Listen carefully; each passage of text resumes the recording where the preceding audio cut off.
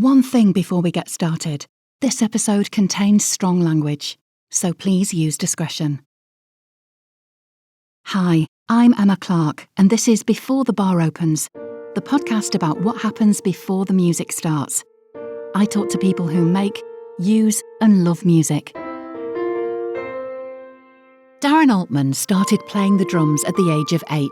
At the age of 14, he studied at Trinity College of Music, then at Leeds College of Music, then the Guildhall School of Music and Drama. He went on to occupy the drum chair in the National Youth Jazz Orchestra.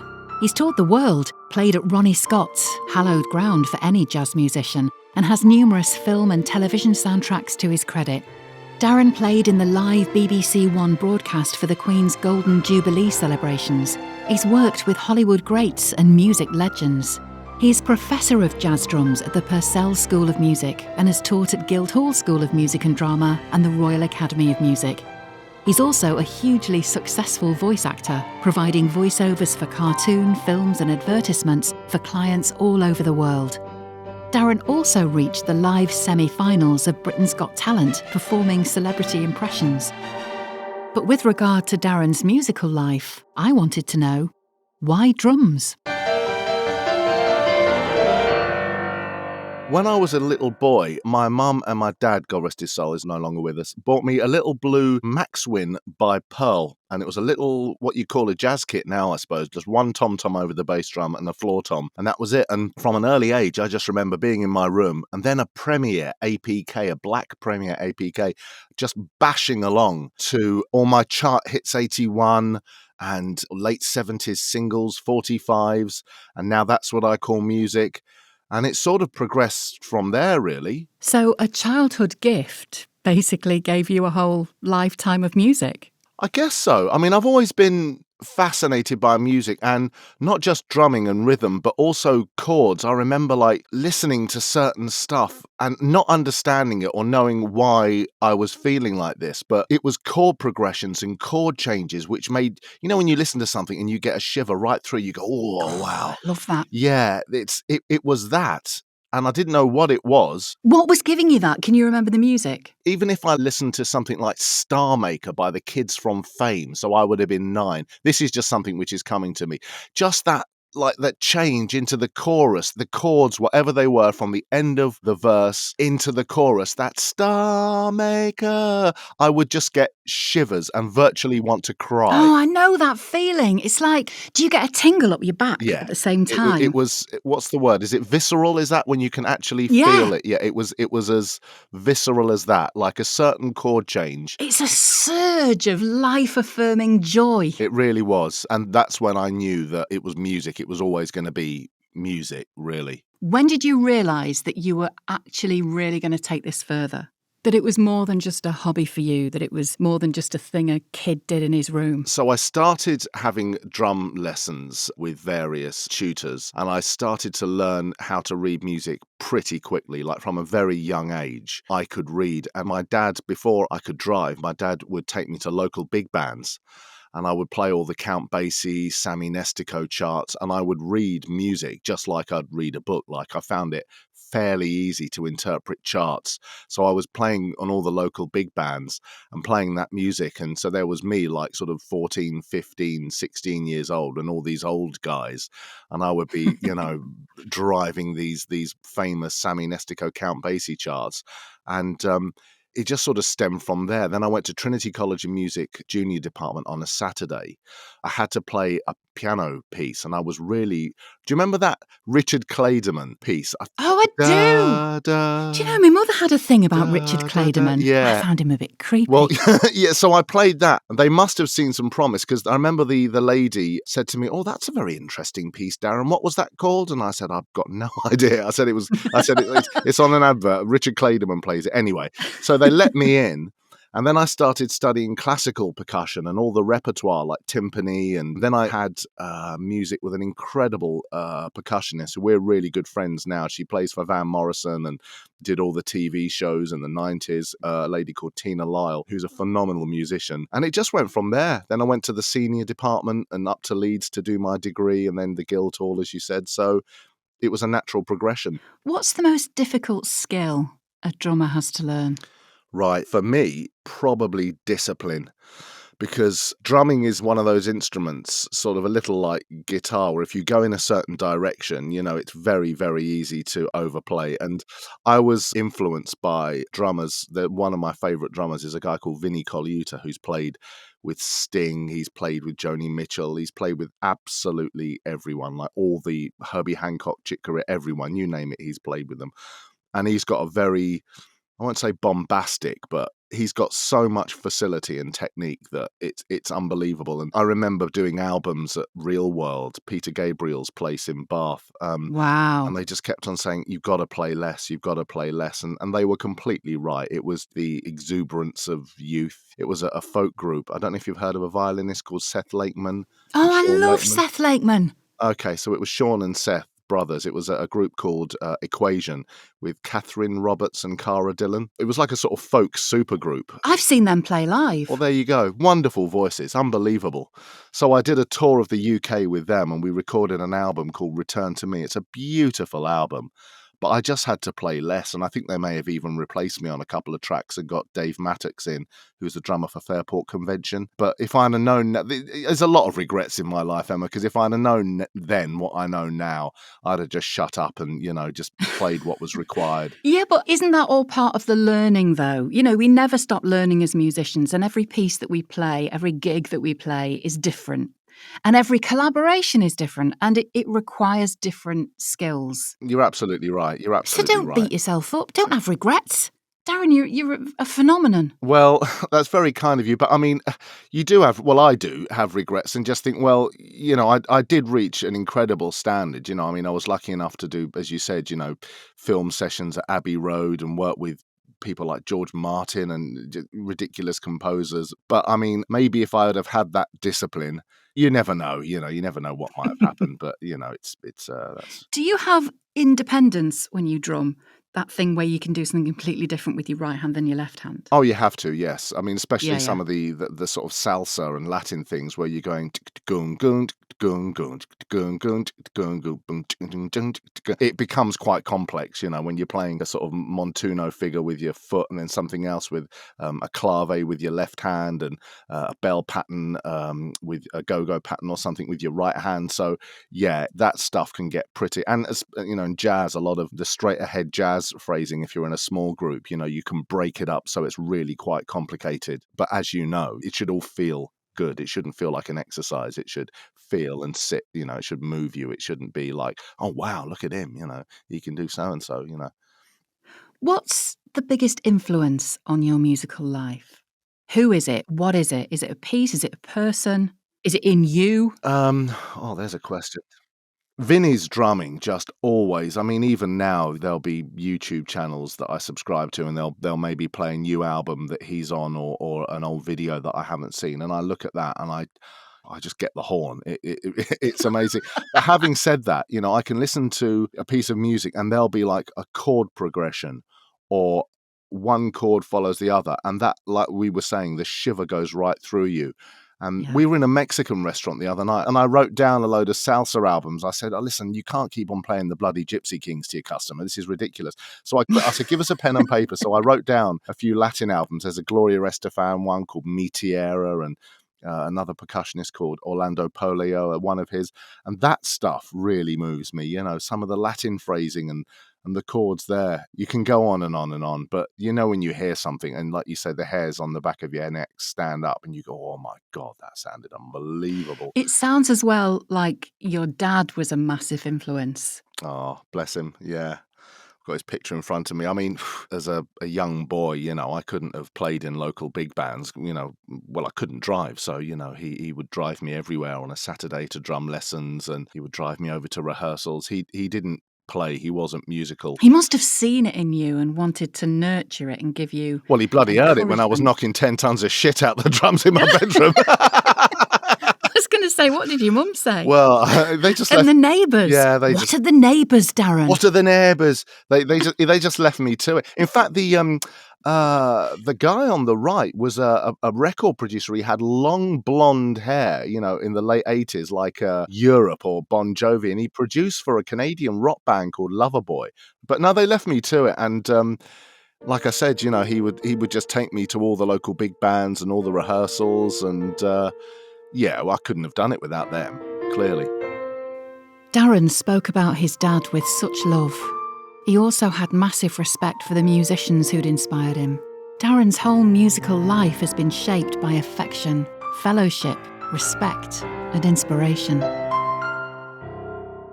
What's your practice routine? Well, when I was playing, I unfortunately don't play anymore, but it would just be discipline. You would, I was lucky enough to play with, later on, when I went to music college, I met a guy called Dave Hassel, who's up in Manchester. Yeah, I know Dave Hassel. Yeah, he's a bit of a legend, and he's the most unbelievable knowledge on Latin, African, ethnic music, jazz. So I went up and studied with him.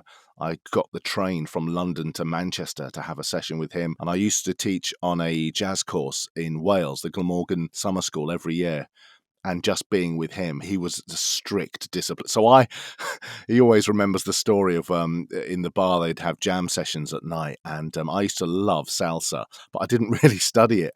And so one night after a few beers, that he would have people on stage, and he'd be directing this salsa band, and I went on stage and I picked up a cowbell, and certain sections like a montuno, I was playing it all wrong.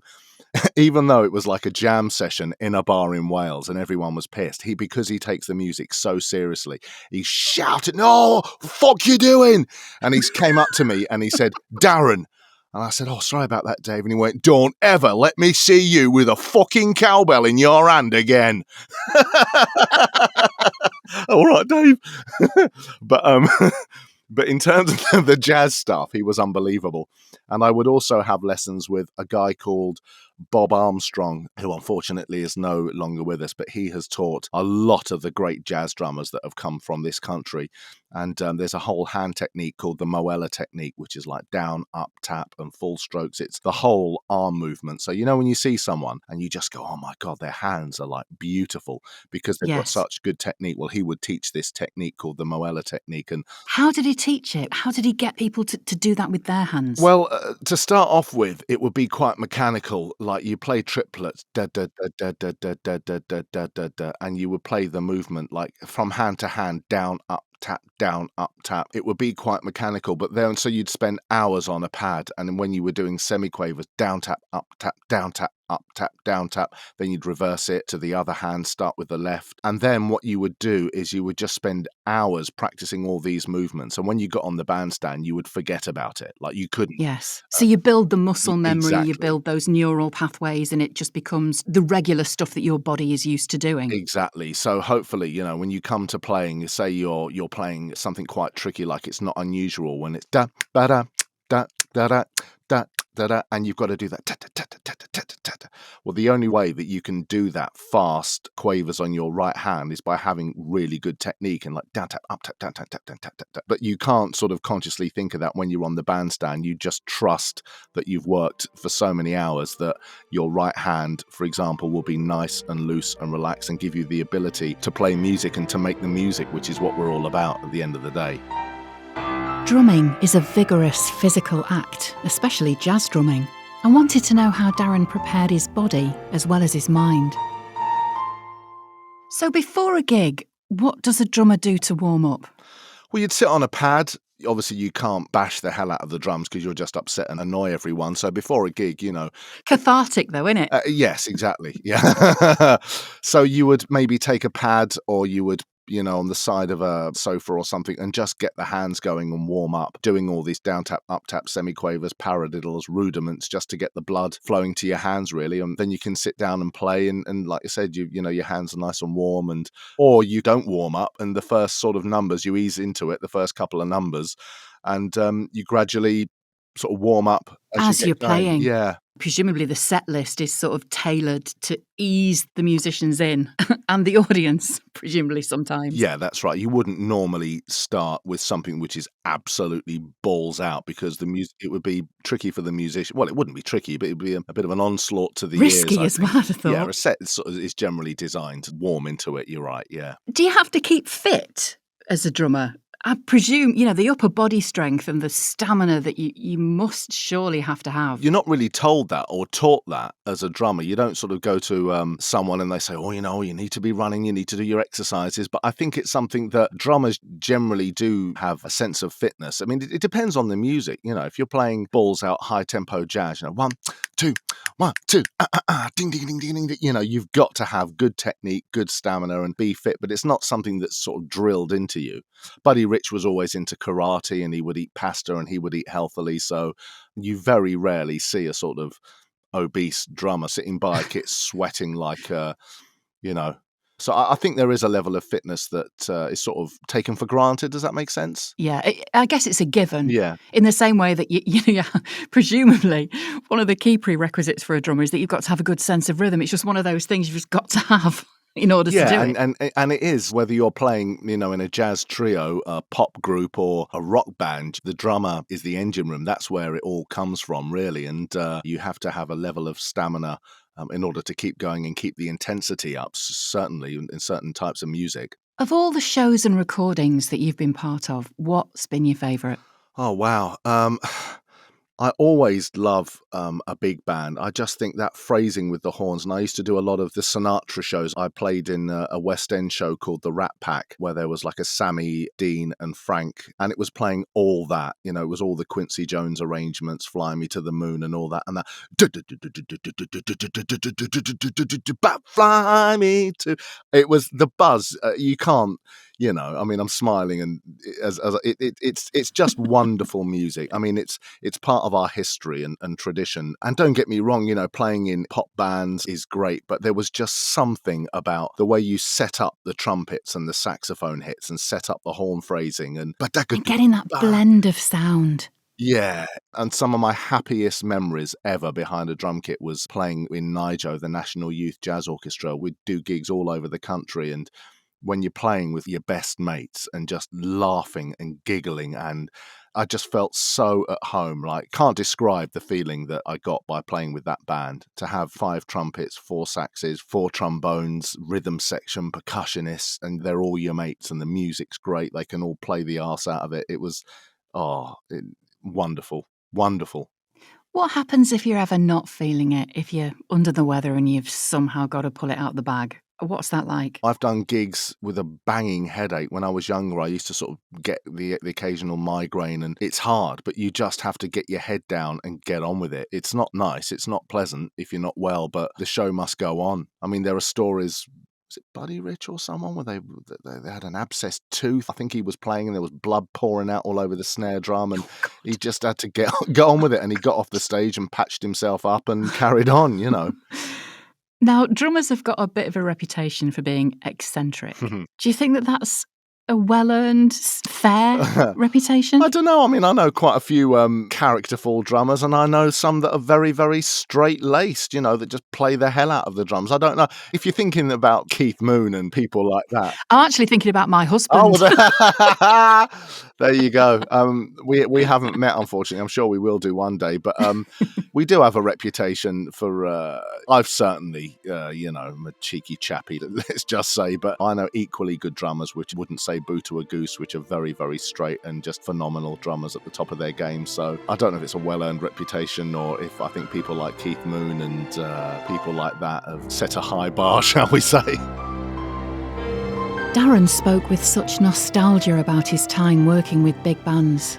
I got the sense he loved the camaraderie and the energy of being surrounded by other musicians.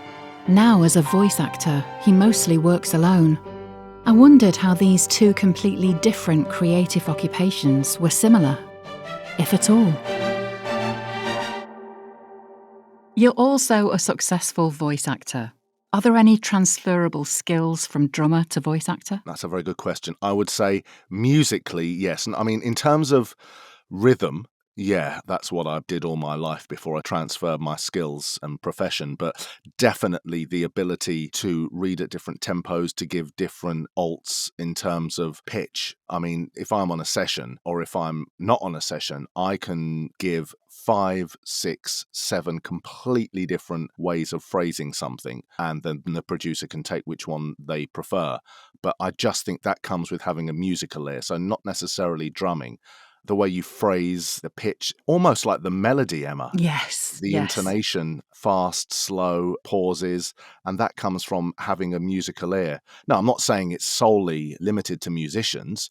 There are people that just have that innate ability to hear things and to offer different options. But I think playing music will definitely give you more of an ability to offer choices.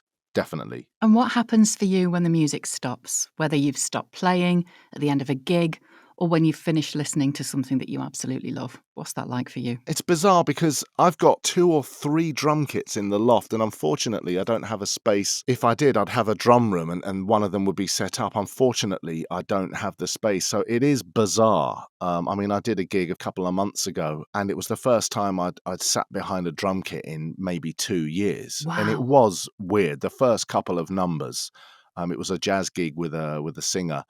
The reading was fine because it's just like, if you can speak French, you can just pick it up. And that's the way I see reading music. It's a language, So once, It is, yeah, yeah. totally. So once, even if you don't do it for a couple of years, you sit down, open the pad, and you're just back in that frame of mind. It's like you were saying, it's sort of muscle memory. But it was bizarre. It was lovely to be behind the drums again. But in answer to your question, what do you do when the drumming stops? Well, I suppose I'm in that way now, Emma, really, because I'm not really gigging anymore.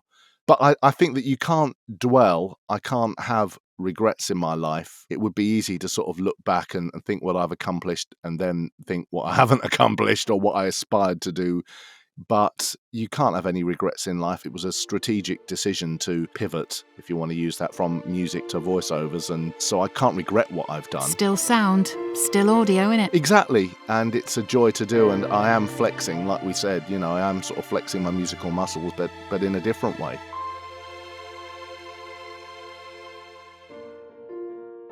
All the show notes for this episode are available in the description, and there's a bunch more stuff at beforethebaropens.com. Before the Bar Opens is created by me, Emma Clarke, and is produced by Rick Watson. I composed the theme music. If you'd like to leave us a voice message and maybe be featured in a future episode of Before the Bar Opens, check out the show notes and follow the Leave Us a Voice Message link. If you enjoyed this episode, please subscribe, leave us a review, hopefully a lovely one, and tell your friends. Another episode will be along very soon, so don't miss it. Thanks for listening.